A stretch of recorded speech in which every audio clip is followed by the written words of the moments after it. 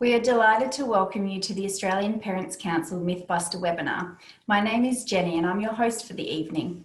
I would like to start by acknowledging the Aboriginal and Torres Strait Islander people as the traditional owners of country throughout Australia and recognise their continued connection to land, waters and culture. We pay our respects to their elders past and present. The Australian Parents Council is an independent advocacy organisation that believes in helping parents make the best educated choices for their children. We at the APC have parents at the centre of our advocacy, which is why we have been supported by the National Careers Institute to deliver the information parents need in guiding their children through their post-school educational journey during this week, National Skills Week. Before we kick off with a message from the Assistant Minister, a bit of housekeeping. You're welcome and encouraged to ask questions during the webinar. If you have a question, just pop it in the chat section. You can do this by clicking the chat icon at the bottom of your screen.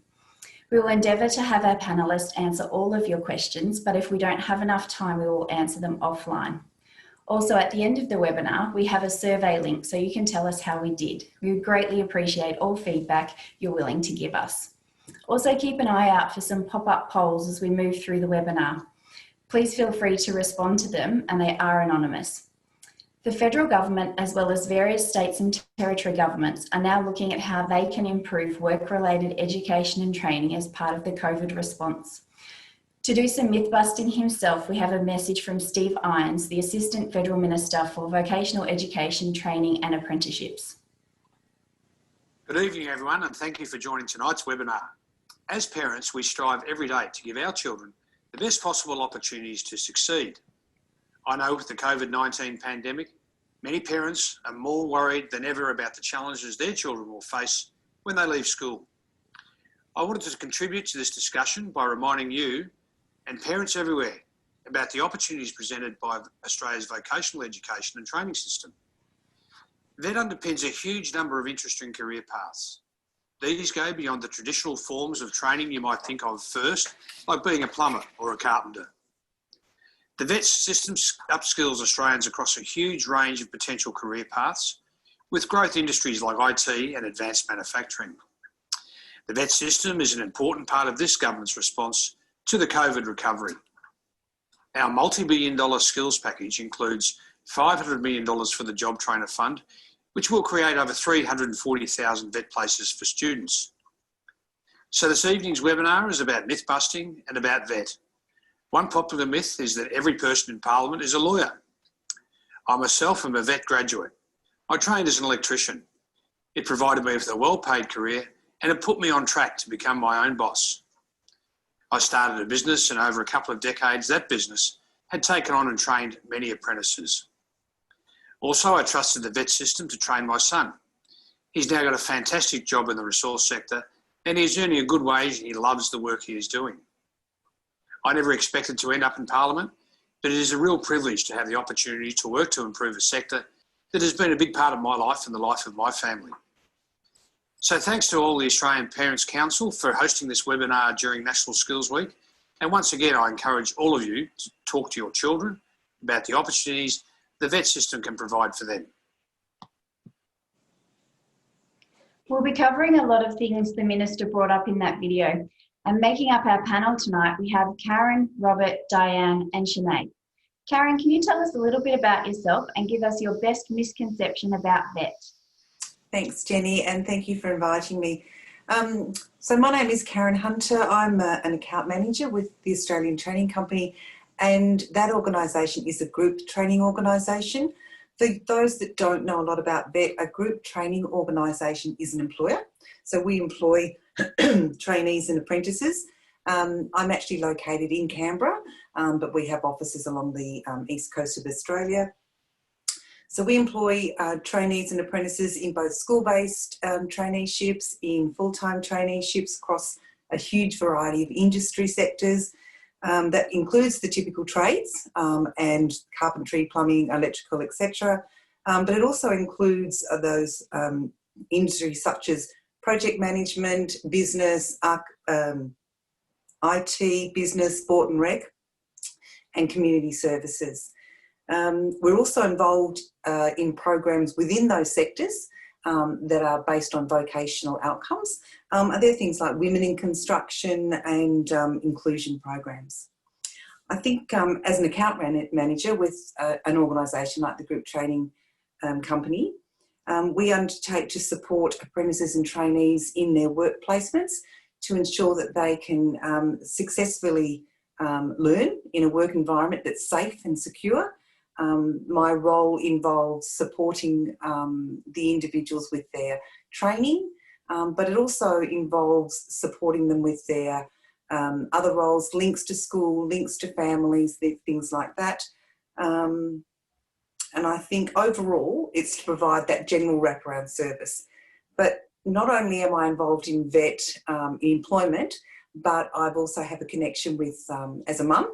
So outside of my employment, I have a mum. Both of my children have gone through VET outcomes. So that gives me a good understanding and learning in that environment as well. Thank you. And what's your best myth buster?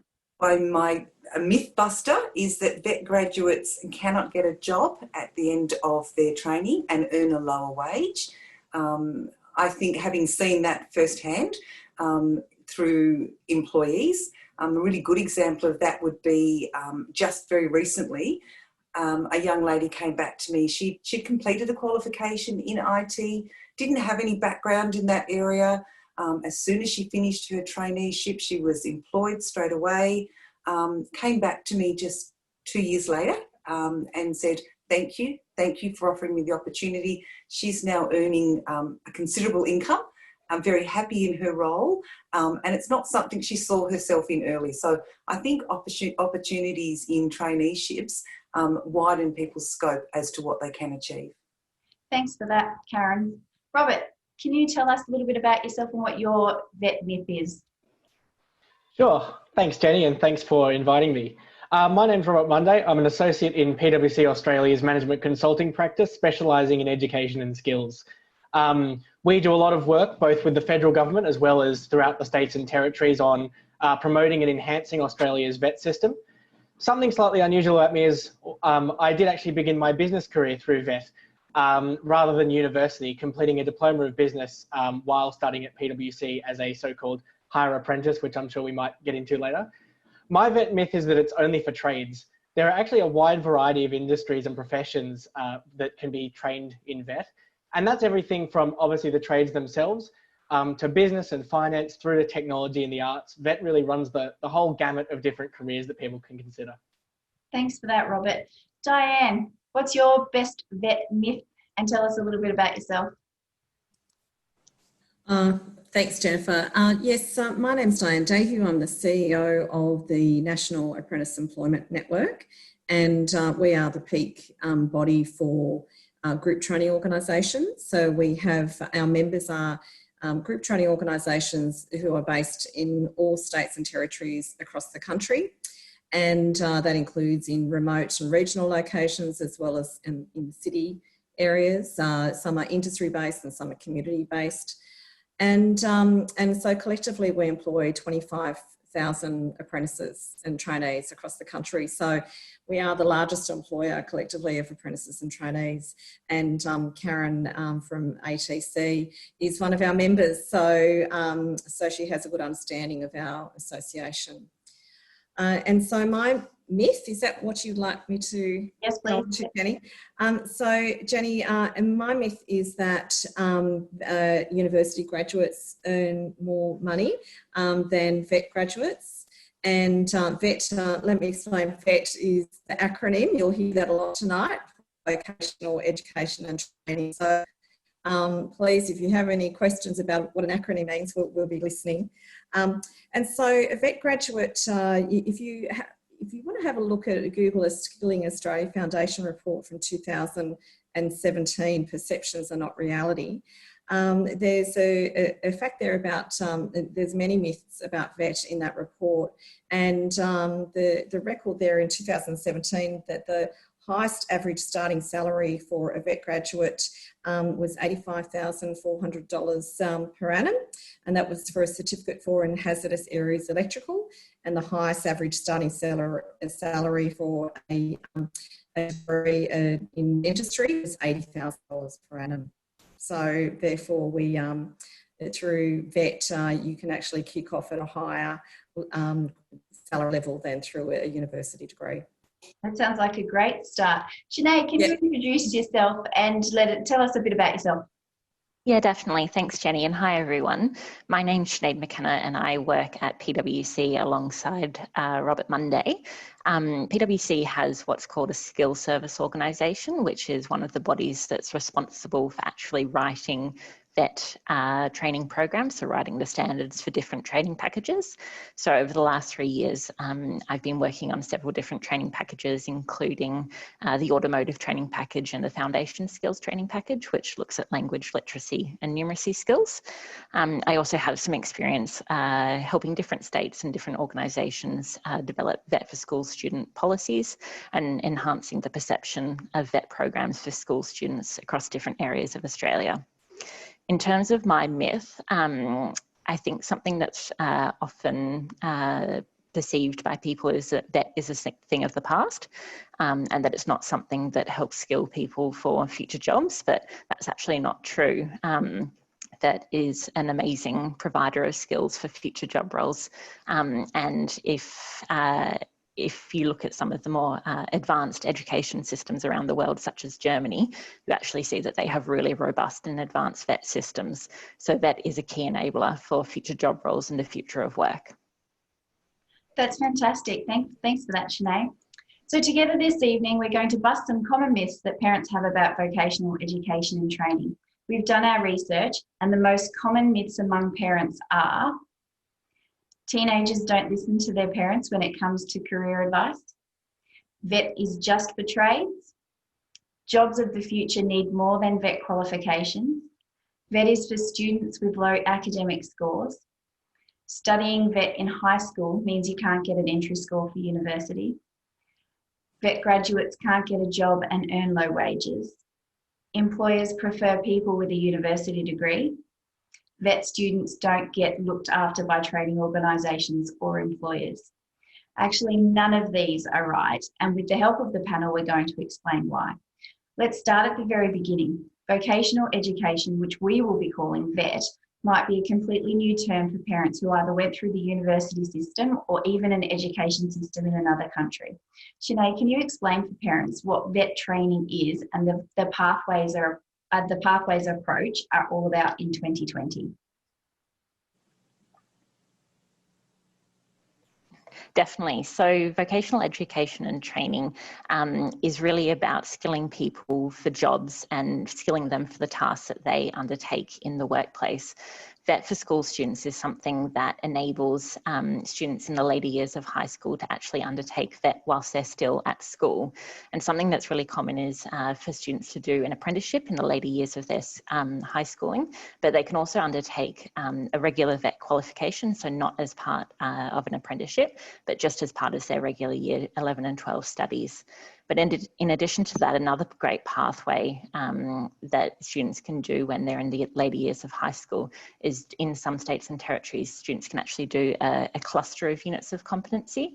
And one of the great things about that is it enables students to get a taste for a particular industry and a taste for a particular occupation and see if it's something that they actually enjoy and they're actually interested in. So in the later years of high school, there are a lot of different pathways and opportunities for students to pursue in the VET space. And then once they finish high school, they can use that experience to go into further VET education or go into university or into the workforce. So all the opportunities and the pathways that stem from doing VET in the later years of high school are numerous, and there are lots of opportunities for students to pursue. Fantastic. So now that we have a clearer picture of what we're talking about, let's do some myth busting. How many parents out there feel like their teen doesn't listen to them? And while that may be true about social media, household chores and fashion choices, it's certainly not the case when it comes to education choices. Research has found that the biggest influence on post-school choices are parents. Over 50% of students in a survey said they valued what their parents had to say over career advisors, teachers, and even social media. So, Robert, how big of an influence do you think parents have, and what helped you make your decision to take on a higher apprenticeship rather than go to uni? Sure. So I think it's absolutely the case that parents have a very considerable amount of influence on the career opportunities that their children are exploring. If you think about where they tend to get a lot of their advice, really the parents are kind of at the nexus of career advice that's provided, with the other sources like, careers advice, options in schools. Some schools go to sort of career open days and things like that, and several other things. Really, parents are the trusted advisor in a lot of cases to children who are trying to figure out what is their next step after school. Is it work? Is it uni? Is it vet? Or is it, anywhere in between? Certainly, I was lucky as a somewhat recent school leaver, I guess. My parents definitely had a big influence on how I undertook that decision. My mother took a university pathway and my father studied a trade via vocational education and training. So that diversity of experience, I think, definitely put them in a position to, be very sort of open with prompting me to consider the whole wide range of things that exist. And so when the opportunity came up to potentially do a business sort of hire apprenticeship with PwC, I jumped at that opportunity, and it's been really, really good. Thanks for that. It's great. Diane, parents are hearing a lot about general capabilities and soft skills from our schools.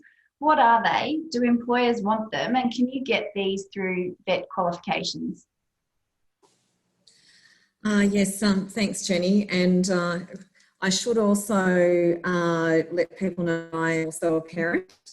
So I have two teenagers myself. I have a 14-year-old daughter and an almost 16-year-old son. So I'm right at that point myself in terms of helping to guide and understanding that I am an influence in their decision making as their father is.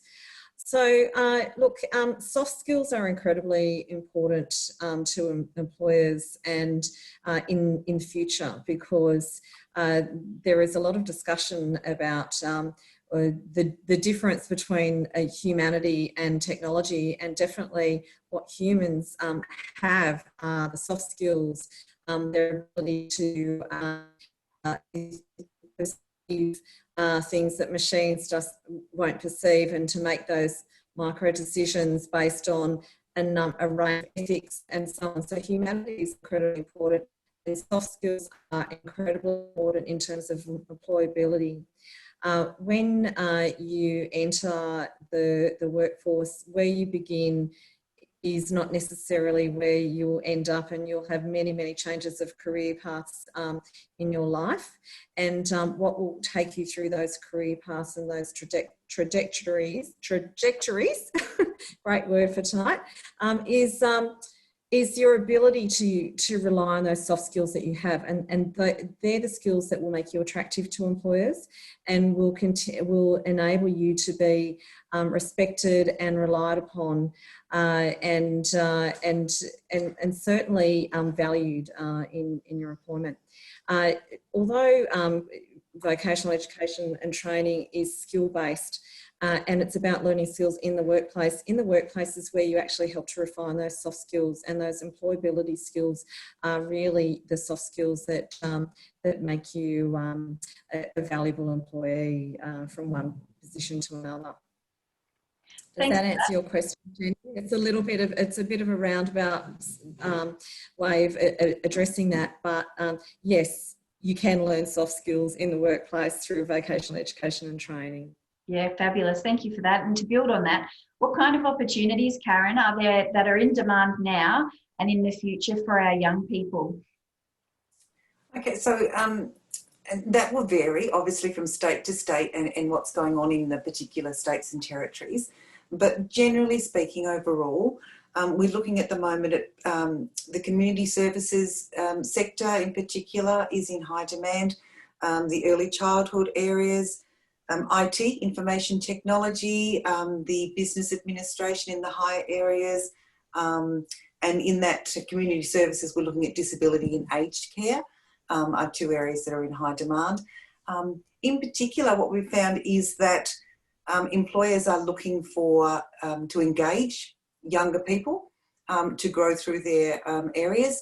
They're looking, and it's interesting, and that comes back to, I think Sinead mentioned about perhaps a school-based approach in those higher years of years 11 and 12.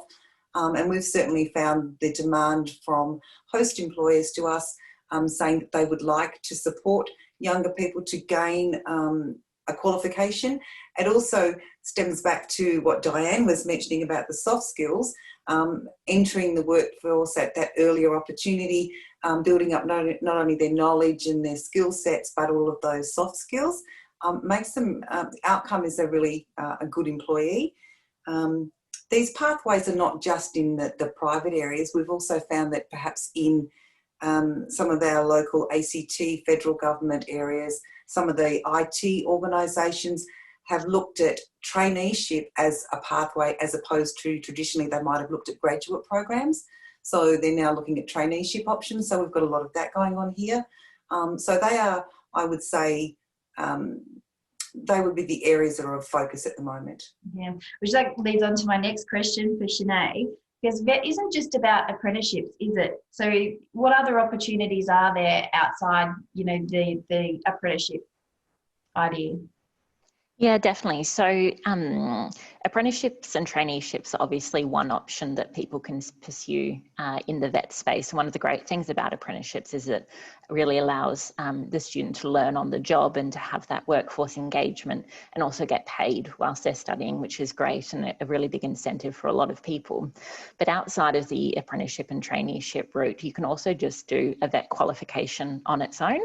And that means that you would just go to the local TAFE or the local RTO to undertake that training, and there'd still be opportunities for you to engage in workforce participation through workforce placements, which is a fantastic opportunity, but they're structured a little bit different to apprenticeships, where there is that big focus on the job learning.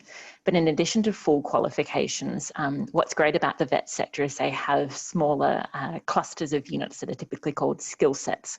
And the great thing about skill sets is that they can be done a little bit quicker. They're a shorter amount of time to complete and a shorter amount of learning. And they typically address a specific workforce need or a specific skill. And you can probably think of them a little bit like micro-credentials, which are really becoming a lot more popular these days. And the great thing about skill sets, and a trend we're starting to see in the VET sector, is what's called stacking or clustering skill sets together. So the idea being that if you did a couple of different skill sets that made up different skills and different tasks, then you could piece them together and they essentially make a full qualification. And that's one of the things that's so great about the VET sector, is it's really nimble and really agile, and it all pieces together to try and ensure that you can have a really fruitful lifelong learning journey and engage in training as and when you need it, and not always undertake a full qualification if that's not what you need at that point in time. If you only need several skills or certain training for a specific task, that's all you have to undertake. And that's what's so great about the VET system, is that you're not always tied to a full, sometimes cumbersome qualification. Thanks for that. It's an interesting space that, as a parent, I think we're all quite familiar with the university entrance pathway. You apply, you get in, whereas the VET space, there's so many different directions that you can take. What's your best piece of advice, Diane, for parents trying to navigate pathways for their kids? I think a conversation with your child is really important. I know that as parents, we have aspirations for our children, and we may have perceptions of what would be a good choice for our child. But I think that it's incredibly important that you tune in with your child and consider what is it about your child that will make them more suitable to a particular sector, but also what they're interested in. And what do they perceive themselves doing, and where do they want to be in a number of years' time? What kind of environment do they want to work in? How do they like to learn?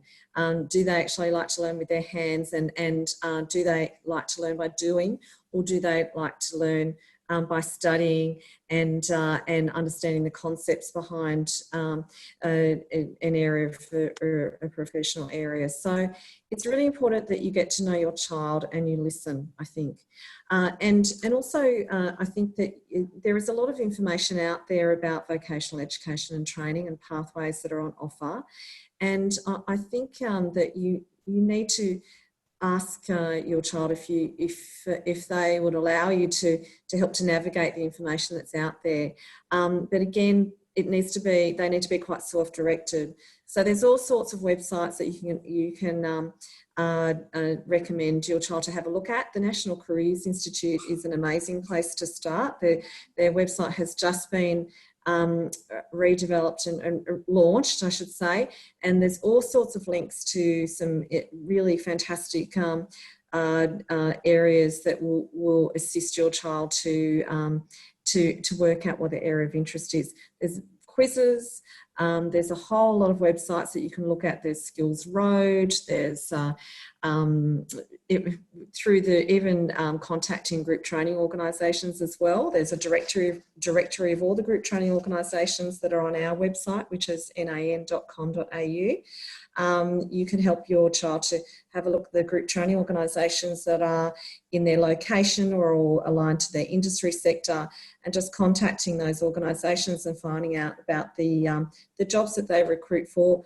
I think it's about helping their choices become as concrete in their mind as possible, because usually what young people will tend to do is to put their hand up for jobs that are very visible and that they know and understand. So it's going to take some time for them to explore all the opportunities that are available.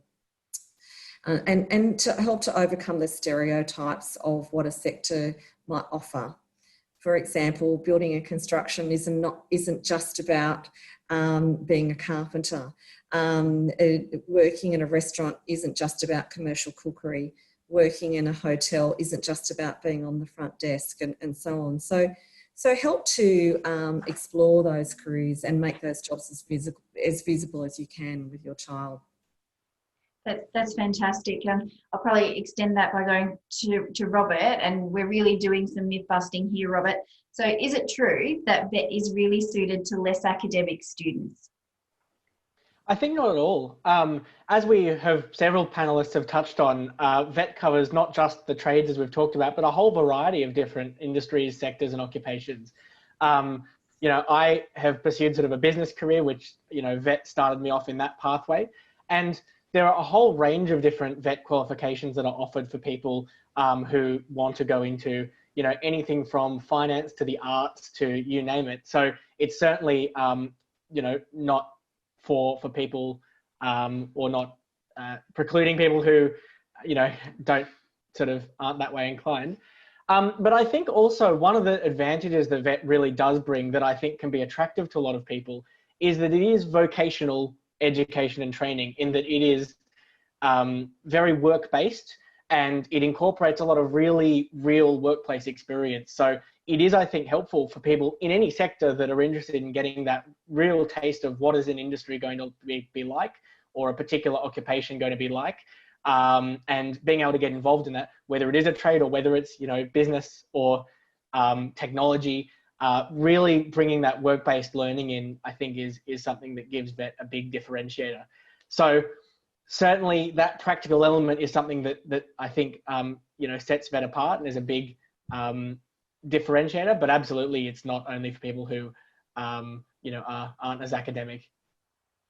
So Karen, is the message here that it's all about you understand your child best? That it's a matter of kind of having that conversation about how they like to learn to help differentiate the pathways or help them build a pathway? Absolutely. It's really important for the first thing to be what is the child interested in? What is their passion? And they might not have a passion as such, but what are they really keen on? And then from that, looking at, what is their learning style? How do they learn best? How can we approach that? VET offers that. I think that offers that ability to be in the workplace learning and it doesn't matter even the most academic. I think if you're put in a situation where you're actually learning whilst you're earning, which is also a bonus for young people. Everybody nowadays likes to have that little bit of extra cash. So I think having that opportunity makes a big difference on achieving a goal. And if they're achieving a goal, it makes learning a whole bunch easier. So I think, yeah, learning style, having a goal, and just being really interested in what they're doing. Yeah, and Karen, you just touched on a part that I think every parent wants to know. So Diane, what about the earnings? Do university graduates earn more? Are we going to have our kids choose a vet pathway? Are they going to live with us forever? Well, I think I've mentioned to you before, Jenny, that all the big houses in my street are owned by the tradesmen. And keep in mind that many, if you're looking at the licensed trades as an area that your child may venture into, a lot of people that have become licensed trades become a licensed tradesperson, I should say, and strike that from the record tradesman. I should say tradesperson because, many women are also considering the trade area as a career, and there's a lot of support for that happening now.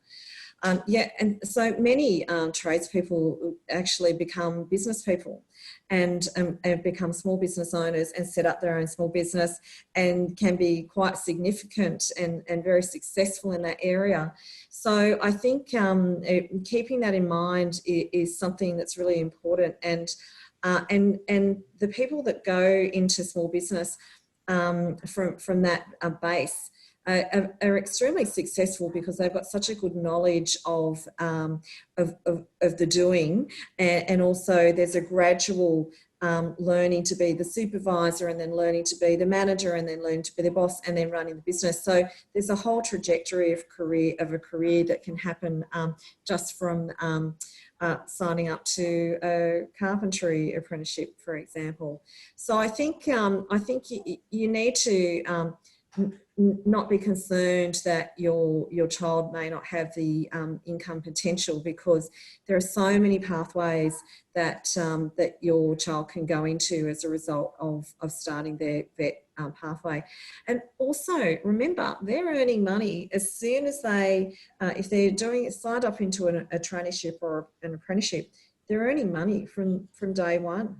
And while their friends at university are not, and they're accruing a debt, a HECS debt, which it's really that's a bit of a barrier for them that they need to overcome when they graduate from university. They finish with a debt, and they'll have that to recover from before they start picking up on the income. So in apprenticeships and traineeships, young people actually get a head start in earning a decent income and can have some money in the bank while their friends are starting off with a debt.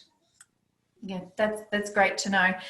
Let's flip it the other side. And Shanae, is it true that employers prefer people with a degree?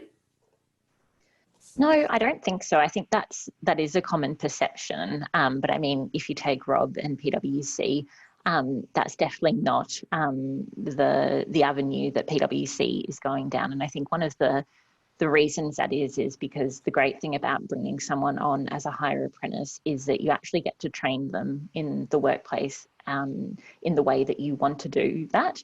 And you get to ensure that they have the skills that suit your particular business, and you get them on the ground straight away. And so rather than coming in later on with a degree and sort of starting from scratch, you actually get to hit the ground running right from the get-go and ensure that the skills that they're developing are highly relevant to your workplace, highly relevant to your industry.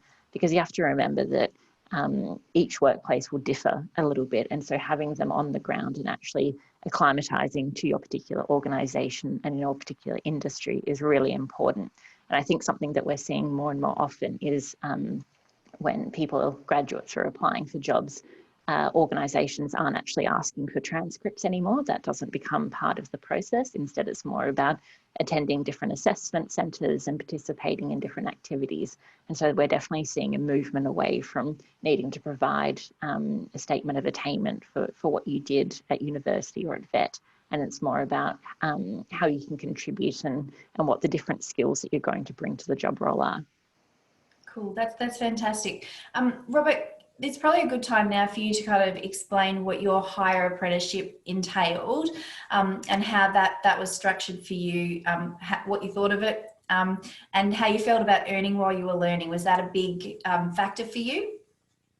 Certainly. Well, I mean, earning while you're learning, I think is a wonderful thing. So, I mean, that was obviously a really good component of it for me. I guess to explain broadly how it worked in a similar way to what an apprenticeship is, in that you combine essentially learning with a registered training organisation with actual sort of work experience and employment. So for me, I was sort of out of school a few years ago and did a diploma of business through a local TAFE here in New South Wales. And they came into the workplace and delivered basically lessons sort of once every month and a half. And obviously there's sort of coursework that comes out of that and assignments you do, and you have access to the TAFE lecturers and things to talk to and ask questions and so forth. But the vast majority of it is on the job. So in addition to that training component, you're also working full time and earning a salary as you're doing that. So it is very similar to an apprenticeship model, but I guess it goes to show how that model is increasingly being applied to a whole wide range of industries, which I think I've done that point to death a bit by this point. But that's absolutely, that's, I guess, broadly how it worked. And I think for me, I found it really good because I enjoy sort of getting my hands dirty and being able to, you know, not just learn something, obviously that's really important and valuable, and I enjoy that too, but then put it into practice and get that instant sort of feedback from doing something on the job, and really combining those two in terms of work and education in a way that is really engaging. So I found it to be a really engaging process. And if I compare that to the prospect, I suppose, of spending 3 or 4 years in university lecture halls, you know, for me, that was a really engaging and positive experience. So I absolutely think that it can be a great option for a lot of people. Cool. Karen, I wanted to bring you in and ask a little bit about school-based apprenticeships. We got a lot of questions from parents about how they work, when you should start, you know, discussing these options with your child's school. So can you talk us through that a little bit?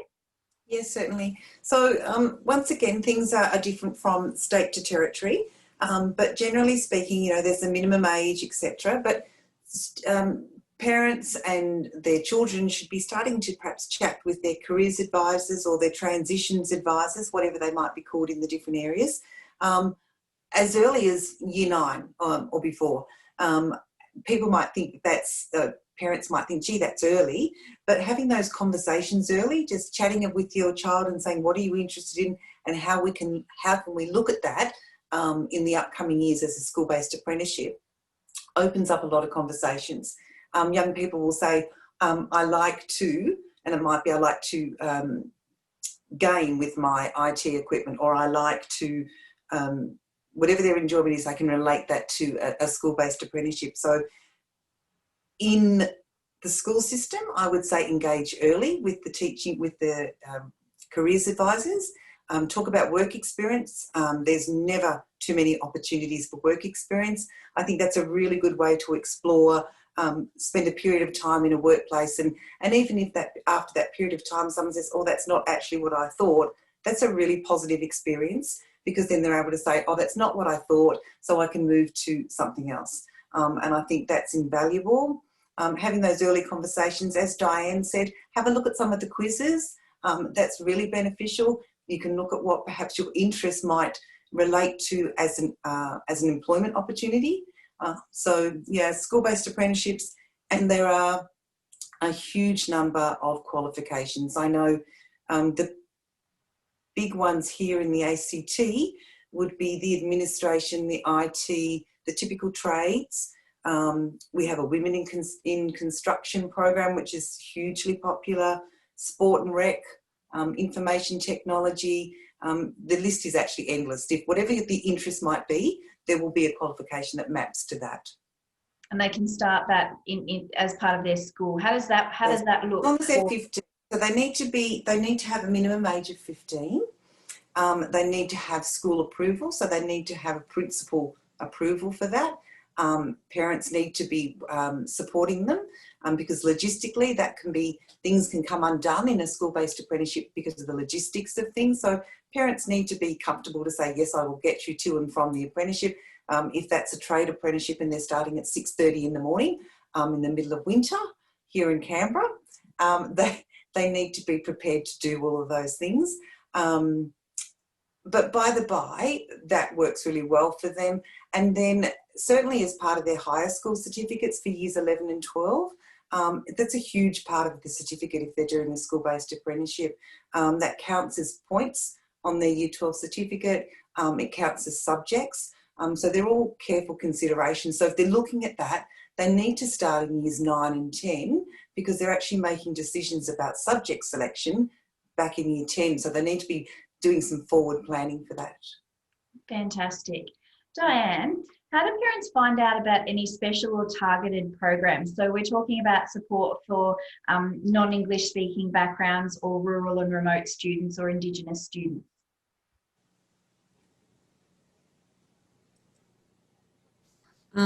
Can you give me a little bit more information about that question? So if a parent has a child that has special needs and what kind of supports are available? Yeah, are there targeted supports? Is there places that parents can go to find out information to get their children access?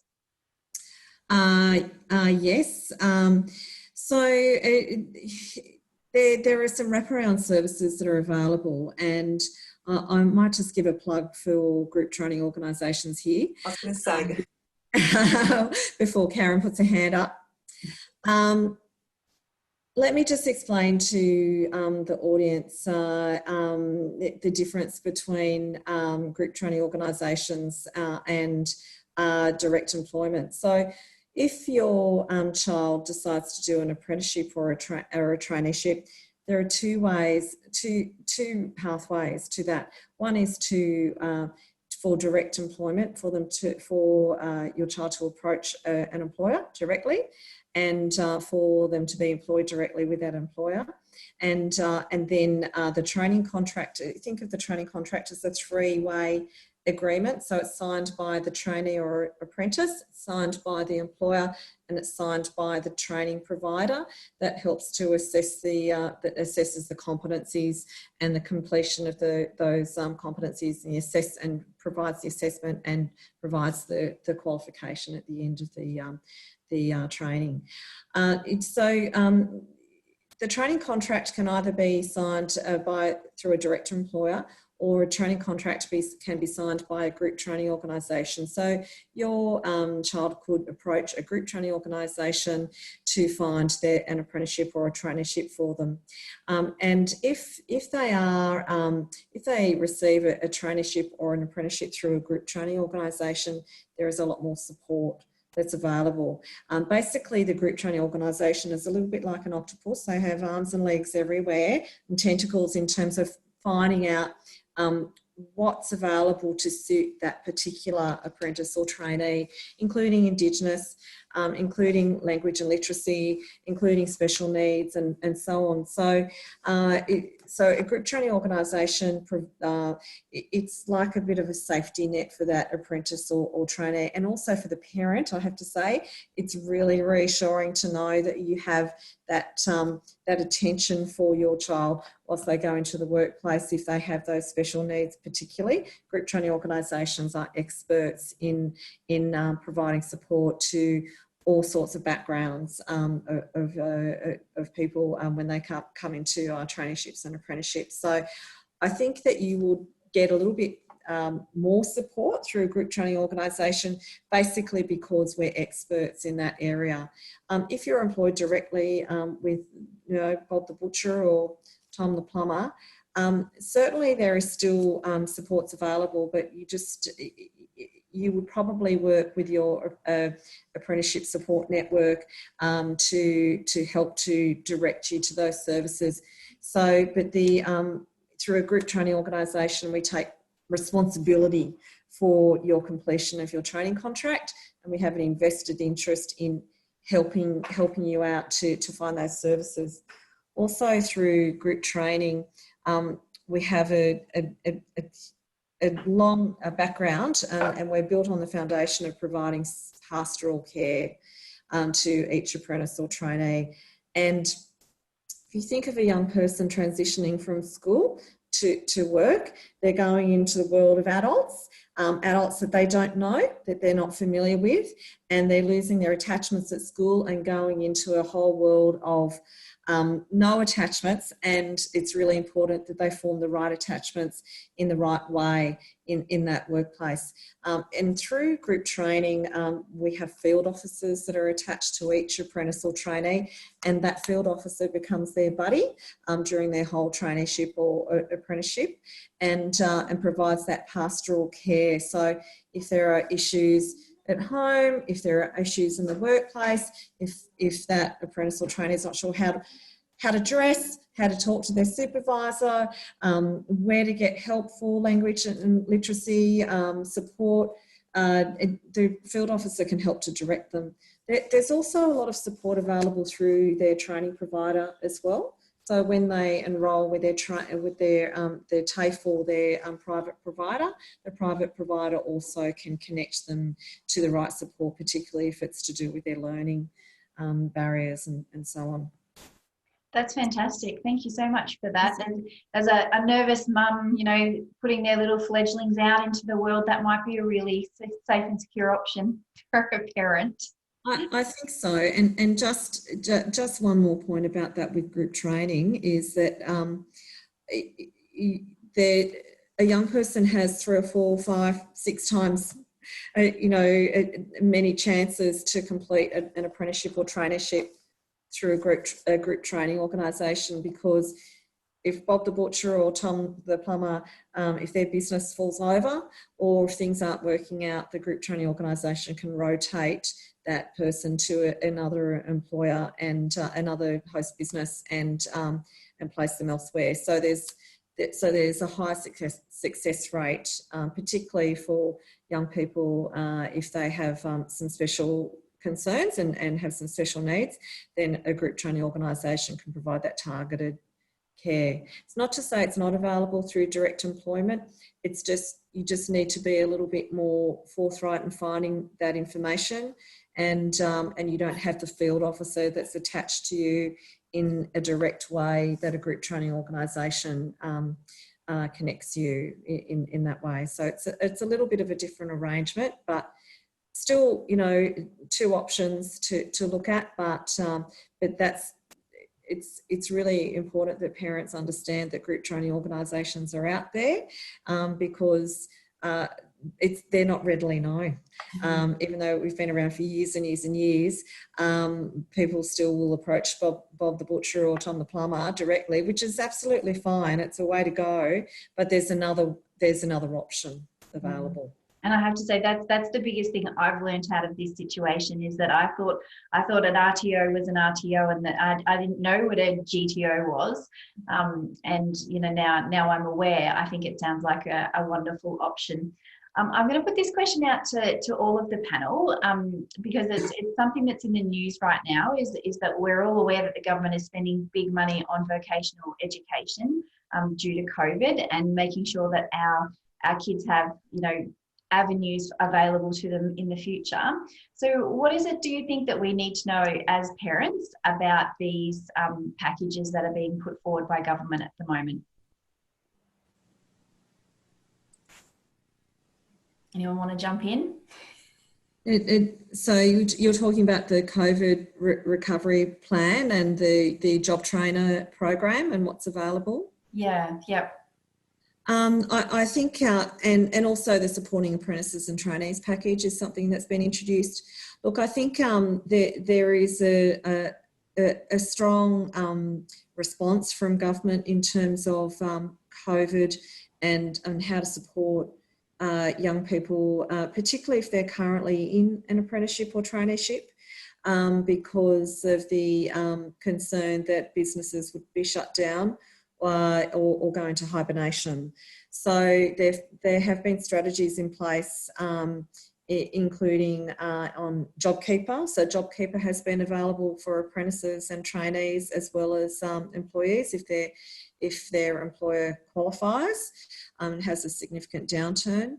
And also the supporting apprentices and trainees measure has been introduced to retain apprentices and trainees and to keep them with their employer or their group training organisation, and also to incentivise recommencement of apprentices and trainees if they had to suspend their traineeship or apprenticeship and were looking for a job with a new employer or host organisation. So there have been measures that have been put in place. There's been announcements made of the job trainer program, which is worth absolutely looking at. In terms of there's a huge amount of courses that are available which are available for young people to participate in now, and that's to ensure that if you are unemployed, you can still use that opportunity to gain skills and to learn. And I think that the government's really putting a focus on skills to rebuild the economy as well. So our real interest is to see what kind of measures will be in place to incentivise commencements of apprenticeships and traineeships going beyond COVID. And I know that the government's putting in a lot of focus on that and planning on what they can do going forward. But of course, it is a bit of a different time for your child to think about going into a work-based learning situation, because our economy is going through a lot of changes. But skills are really being highlighted as the foundation for our rebuild in our economy, and I know that there will be a lot of investment in terms of projects that will create those opportunities for young people, and ensuring that apprentices and trainees get employment options through those projects. That's fantastic. Thank you for that explanation, Diane. I'm going to jump to our questions from the audience now. So please remember that you can pop some questions in and we will answer them. If we can't get to your question, we'll endeavour to answer it offline. So I'll just get my panellists to click on the Q&A so you'll be able to see the questions. Do we want to answer the first one with what can parents do to encourage schools to promote and educate about VET? Sometimes all we get is a flyer, and sometimes that doesn't make it home in the backpack. Trust me. Who wants to have a go at answering that one? I think I'm happy to. I think there's a lot of great initiatives, particularly around the new VET information strategy that's come out from the government, trying to promote VET and really combat a lot of the myths that we've been talking about tonight. One of the great ways to engage with young people is to have real lived experiences and case studies for people to actually hear and see what someone's journey through the VET sector is like. So getting people like that along to schools and talking about their experiences and potentially doing trade shows and things like that is just a great way to really bring to life what the VET experience actually is. Another good option is getting students out to different registered training organisations to have a look and to see what it's like, to see what it feels like, so that they actually get to experience and see, because otherwise, you know, we have a good idea of what university life seems to be like, but actually getting out there and seeing what a registered training organisation looks and feels like is a really good way to try and increase the tangibility of what it actually seems like. And I think the other thing is just to remember that people don't know what they don't know, and this whole measure should really be about educating people and informing them about what VET is and what all the benefits are, because that will ensure that if people know what VET is, then they can start advocating for it. So it's about having the conversation and making sure that VET's on the agenda at schools, and it's something that's talked about really proactively and engaged with by all the teachers and all the career advisors. Thanks for that, Sinead. This one's from a question that we got previously. So it's from Melissa from Queensland. She has a Year 10 student, so super keen for information, as am I, so I understand. The question relates to doing a diploma course. He's very keen to make Year 11 and 12 count towards his career choices, so he's investigating vet diploma to use for taking time off his university degree. How does that work, and which universities recognise that? Does it affect your ATAR, and do all universities recognise this pathway?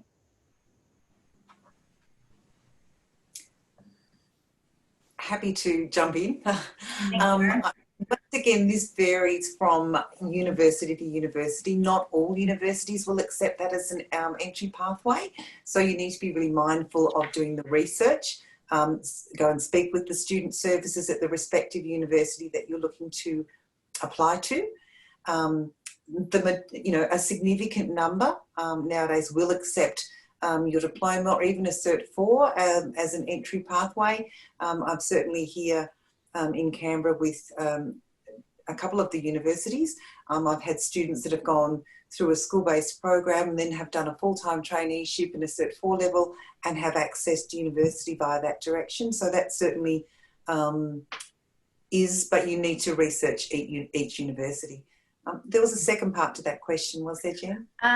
Does it affect your ATAR? So I think that's if you're doing vocational courses as part of your Year 11 and 12 package, does that affect your ATAR? I might have to leave that to someone else because I'm not sure in each state and territory. I know here in ACT, as our accredited pathway, it's not included in that tertiary level, so someone else might jump in. Yeah, I would recommend that that's when you get your careers advisor at school to find that information out for you. And I think I'm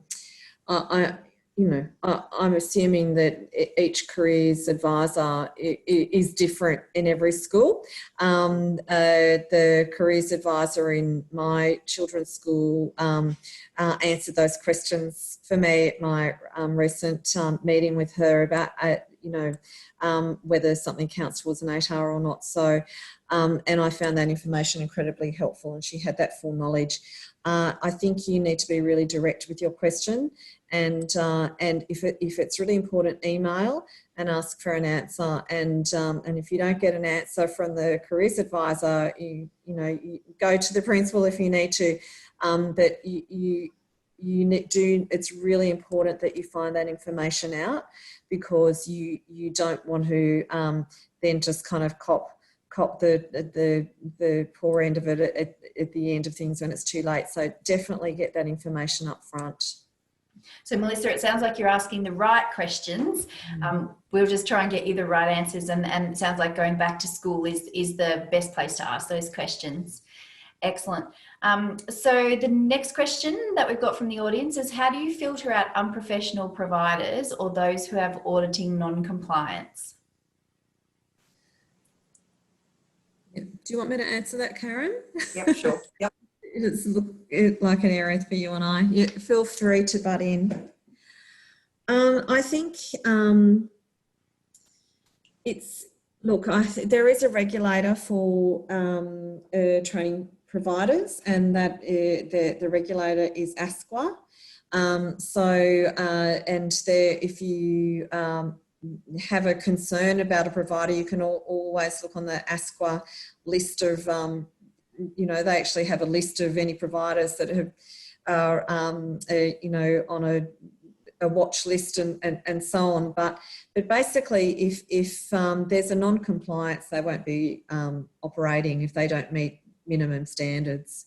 So you need to have faith in the provider that's the case. I understand that that you want the best for your child and the best training that's available. So you might like to do a bit of investigation in terms of where the graduates are working from that training provider, where they've gone, what kind of industry connections that provider has. And I would, look at, some signs in terms of what the fees are and how long the courses are and so on in comparison to other providers, and just get a level of comfort and to make sure that, you know, that they're in the ballpark. But I think if you actually, again, if you go through a group training organisation, they have those relationships with the right providers, and they know which providers will deliver what's required, and relationships that are trusted and understood and developed. And that's another safeguard for you. But I think the other thing that you can do as well is you might like to ring an industry association in your field to see if they have any advice to give you about a provider, because it's about that training being recognised by industry and valued by industry. That's the most important thing. So that's another tip for you. Also get onto Google, you know, have a look. You know, that's what I do. Now, one of the questions that came out from that was, what is the acronym ASQA? And I'm pretty sure I can answer that. That's the Australian Skills and Quality Authority? Yeah, ASQA. Spelled, yeah, so it doesn't have a U. Yep. Sorry, Australian Skills Quality Authority. Do I get a gold star? Yeah, definitely. And that's the organisation that accredits all vocational education courses. Do I have that right? They're the regulator. So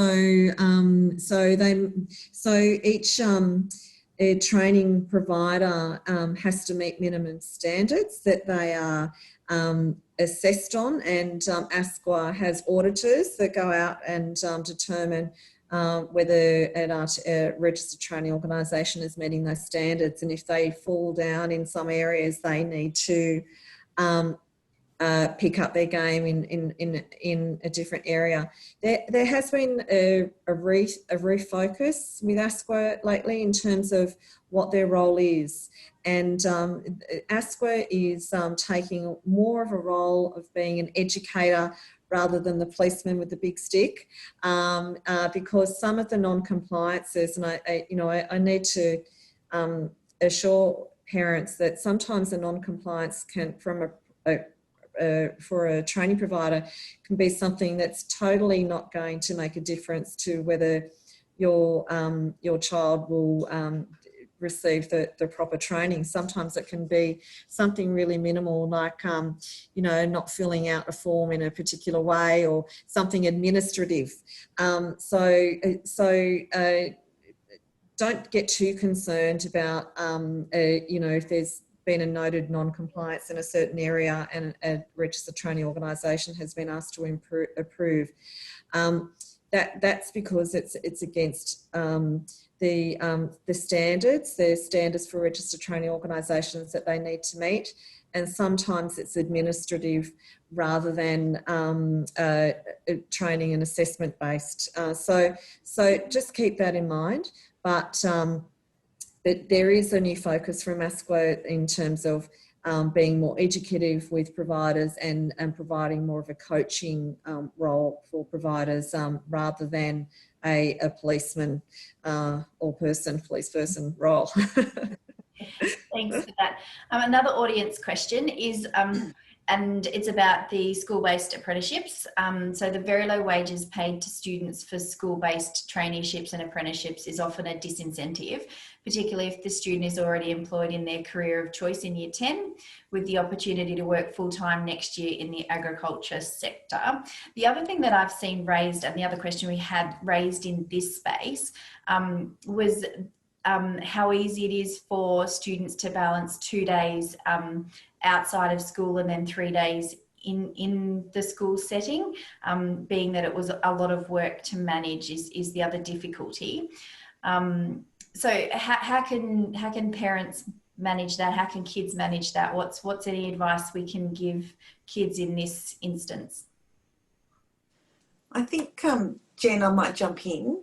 So to start with the balancing, and it is actually, it's difficult. So when students are undertaking and committing to a school-based apprenticeship, it is a real commitment towards their end goal. But normally when they are undertaking a school-based apprenticeship, that takes that's subjects, and that would depend once again from state to territory.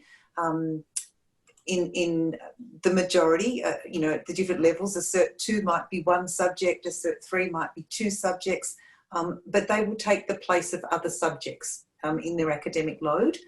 And because of that, that means that they might miss the minimal amount of schoolwork because that school-based apprenticeship is actually forming part of that Year 12 certificate. So, for example, if the school certificate required 5 subjects and they're doing a Cert 3, that might mean that the Cert 3 is 2 subjects and that they are only doing 3 academic subjects. Once again, that might vary from state to territory, so they would have to check with their careers advisors. They would need to make sure, but that helps to balance it because they're doing less subjects. The second part of the question? I think that was about being low paid. Yeah, and if they're looking, you know, they're already employed in their career of choice in Year 10, then the opportunity to work full time. So the second part of it is also our pathway planners find it very difficult to think outside the square. Is there an easy solution other than a maze of different websites?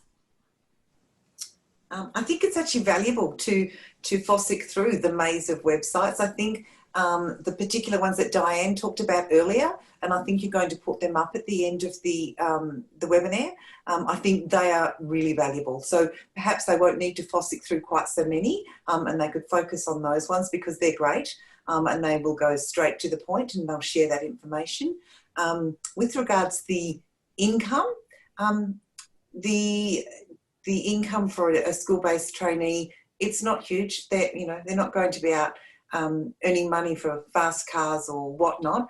But what they really need to focus on is it is the trainee award wage, so they are being paid, you know, fairly in accordance with awards, and their qualification is being paid for, so they're not necessarily, that cost is not involved. They might have an admin fee for their course, and once again that varies from state to territory, but it really is about what are they looking for, what is the outcome, am I happy with what would be an award wage to gain my qualification whilst I'm still at school. So they're really being perhaps paid not to go to school because they're out of school 1 or 2 days a week, and I guess for some students that's a bonus. I'm not sure what their parents might think, but most students think that that's a bonus. But yeah, you're never going to compete with having a higher hourly rate in another job. They just need to look at outcomes. That's great. That's fantastic. Yeah. I really like these next 2 questions. So it's, does a group training organisation charge for the placement service, and how do you know they have a vacancy? Yes, they do. So a group training works along the lines of, so we are the employer, a group training organisation is the employer, and we have host employers.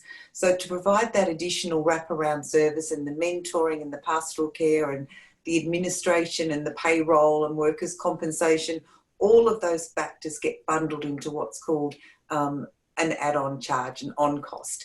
And so that's the additional cost. But it does mean that the host employer doesn't have to worry about all of that. The group training organisation has to manage it all. They do all the liaison with all the different parties, and I guess they take all the risk. And I think that's, sorry, yes? Can I make a statement too? The charge out rate goes to the host employer. It doesn't go to the apprentice or trainee or the parent. No.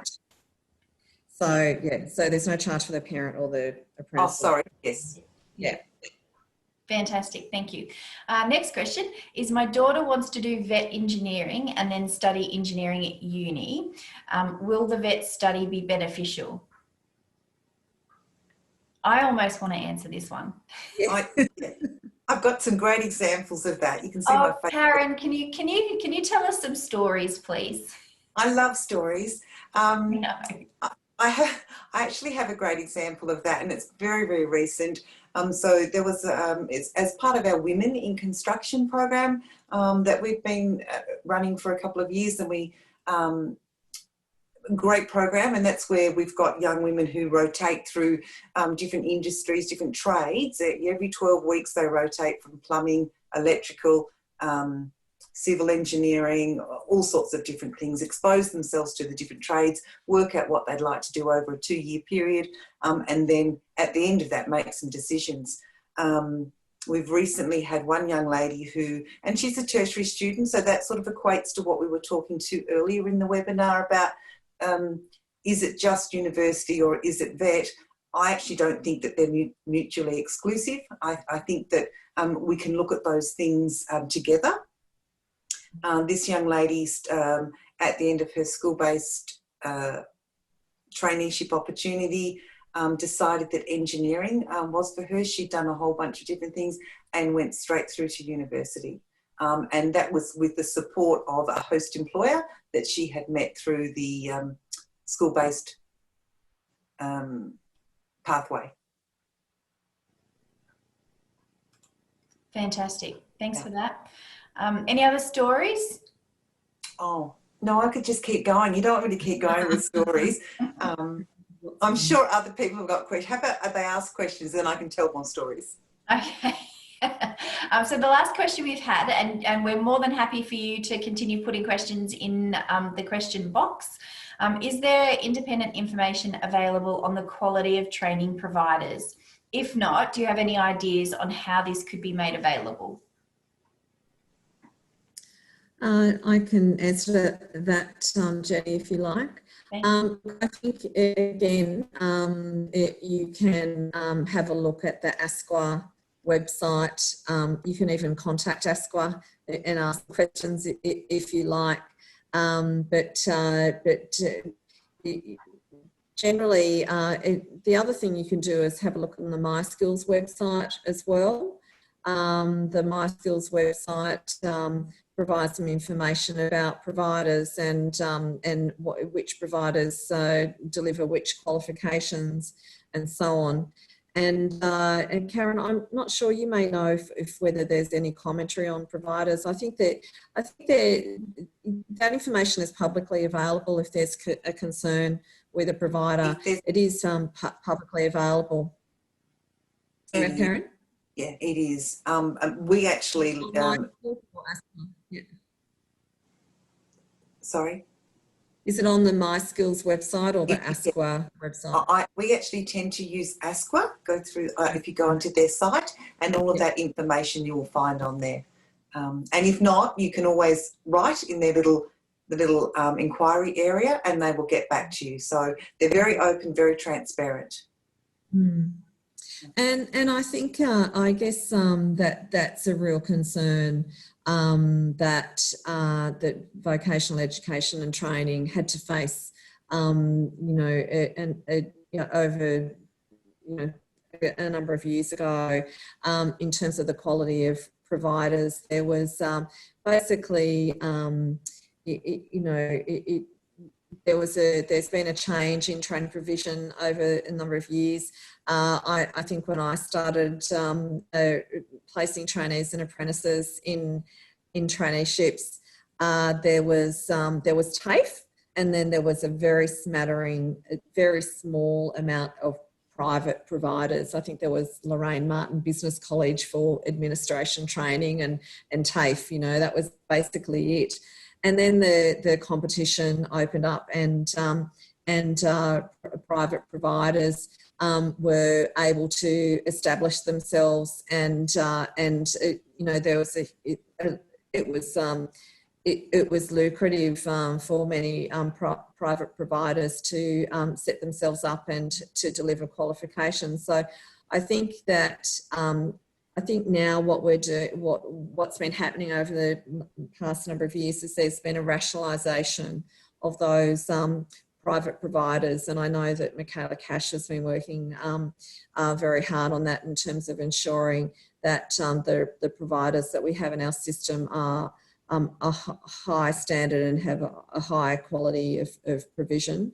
So I really think that those days of those providers, that basically they've all been pushed out of the system, and if there are concerns, they're dealt with really quickly now. So I think that that you need to feel confident in the provider that is attached to your child's qualification. But if you have any concerns, you can always, you can also contact a group training organisation, even if your child is being directly employed. A group training organisation is always there, happy to talk to parents about all sorts of assistance that's available to them to direct them. Also, you can contact an ASN, it's Australian Apprentice Service Network provider, who also has a whole lot of information about providers that are available. Thanks Karen, for that. anything else to that? I was just going to mention also the state training, the various state training authorities. They play a really important role in all of the traineeships and apprenticeships. The majority of them will have field officers, but they are also available for all of these questions as well. So if any trainee or apprentice has any concerns about their traineeship or apprenticeship, the State Training Authority are the governing body. They will make sure that they address situations as they occur. So I wouldn't hesitate to contact them as well. That's really good advice, Karen. The funding for training for a traineeship or apprenticeship comes from a state training authority, from the state or territory training authority. So that's funded not through the Commonwealth, but from the state governments. So they have a definite invested interest in the quality of provision. In New South Wales, that authority is called Training Services New South Wales, and they have regional officers all across the state and field officers that can address any concerns and so on. So there is support available, and there are real people to talk to deal with any concerns that you may have, or you can contact those officers before you make that choice of which provider to go for. Generally, if you are in a training contract with a group training organisation, they generally will recommend a provider or maybe a range of providers, and will help you to make that decision. Thanks for that. I think both you and Karen have really allayed a lot of fears the parents might have had around this area, so that's great. Thanks for that. Robert, I wanted to cut to you as the youngest person on the panel and in the room. As a young person, what's your advice to parents considering they're helping their kids along this pathway? I think my biggest piece of advice would be to really just be open and seek out information and use all the resources that are around you to, help your child through what is a really sort of extraordinarily exciting but also daunting time in their lives. We've outlined tonight some of the really great sort of advantages of VET. Obviously, there are also other pathways like university or going direct into the workforce that may be the correct path for your child. So I think it's really just about having an open conversation, getting a really good understanding of what do they want to do, and they may not be sure, but helping them navigate that and being there as sort of a friend to provide that sort of trusted advice, to provide your sort of life experience as you've lived it.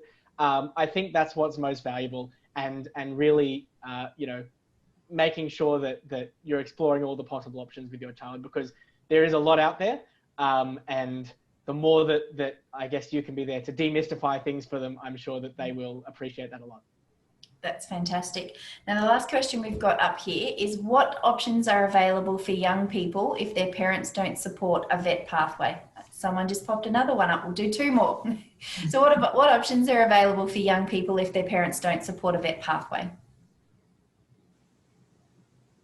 I'm happy to follow on from my previous answer in that obviously it's, there are obviously advantages to VET that we've outlined tonight, but like I said previously, there are other pathways. So of course, university, going direct into employment, a variety of other things, and really relying on those careers advisors and other resources can help you explore those pathways. Though I would also encourage you to consider VET just on the basis that it may be a really good option, and hopefully we've been able to at least bust some myths on that tonight.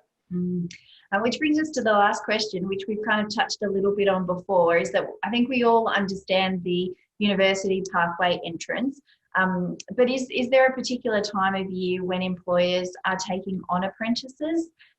Is there a certain time of year for enrolments, or does it happen all year round? What do we need to know about enrolling in vocational education pathways? Happy to I'll just jump in. Once again, that will vary, Jen. The typically trades are looking at the end of the year, and that's a great time for young people as well. And that will be because they will be looking to align with the TAFE semesters, which are like February and August. But that doesn't preclude commencing your apprenticeship at any other time. It just means that your theoretical component might wait till the next semester. Traineeships can be just a rolling intake depending on where you are. You could start an apprenticeship at any time. It just will depend on when a host employer or an employer is looking to commence employment for somebody. It makes no difference. If you look in a private RTO, well, that they can look at course training at any time. If you're looking at a TAFE or a CIT, once again, that sometimes is determined by semester. But yeah, there's no specific time for traineeships. Diane, do you have some more? Yes, I understand electrical trades advertise in September. Yes. And they start advertising then. So I guess if you're looking at a particular company that may open up recruitment, I'd get onto their Facebook page and like their Facebook page and see if there's any kind of notifications that come up there, or have a look at their website to see if there's a job vacancy area, or cadetships, apprenticeships, and so on that they may advertise at that time. I think get your applications into your group trainee organisation, because they'll ring you when there are positions available. Group trainee organisations have vacancies all year round, but obviously there are some peak times and non-peak times. Well, it can also be impacted by events and the economy as well. When in a healthier economy, there's more jobs, and when there's projects that are starting up, infrastructure projects, there's more jobs. When the Olympics was on, there was lots of jobs in particular areas, in security training and all that sort of stuff. So it really can vary. But I think that generally group training organisations refer to their peak recruitment period, really kind of starting towards the end of the year and catching those school graduates. So I think it's really about just getting in as early as you can and thinking about the year ahead. Generally with group training organisations, we're really quiet in January. But in Christmas to January, and then it starts off again in February. So it's kind of sleepy time around that time, and then it kicks off again, and then the year goes quickly again. So, so it depends, but I think don't be disheartened if you think that you've missed the boat. There's always opportunities available. And sometimes it means that you need to make them as well. So we always encourage young people to, create your own opportunities, and and group training organisations can do that as well. We create jobs by, talking to host employers all the time and creating positions and so on. So don't necessarily think if something's not, on a list somewhere or advertised that it's not available. Thanks for that, Diane. So that wraps up our questions section of the night. I wanted to take a minute to thank all of our panel members and everyone who's come along this evening. Thank you, everyone. Thank you so much for participating, and good night.